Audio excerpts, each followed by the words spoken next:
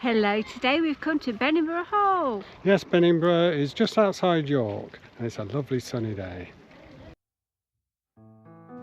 Beningbrough Hall is a 300-year-old Baroque mansion located near York, designed after his grand tour of Europe for John Bourchier as a statement of stability and status.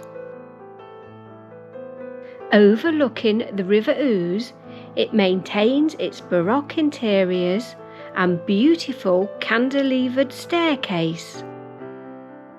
The mansion we see today was built in 1716 to replace an earlier modest Elizabethan manor house.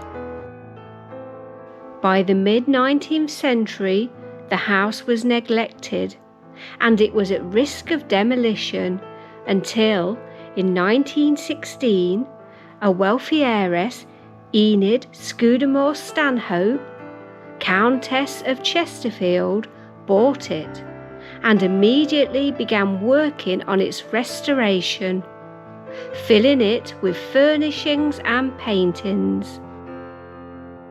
It was used to house RAF aircrew and staff during the Second World War. Inside the house, we discovered some wartime love stories, including one between Dorothy Preston and Harry Olsen, a Canadian airman who met in late 1941, whose names have been inscribed above the dining room fireplace with a heart. Although their romance was short-lived, they continued to exchange letters after the war.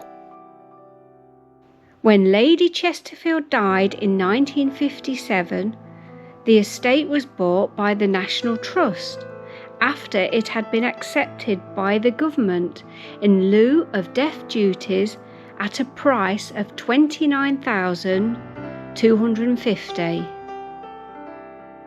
The Reddihough Galleries on the first floor host changing exhibitions of contemporary and traditional artwork, and during our visit it was showing Whispers of the Wilderness, which explores exploring wilderness gardens.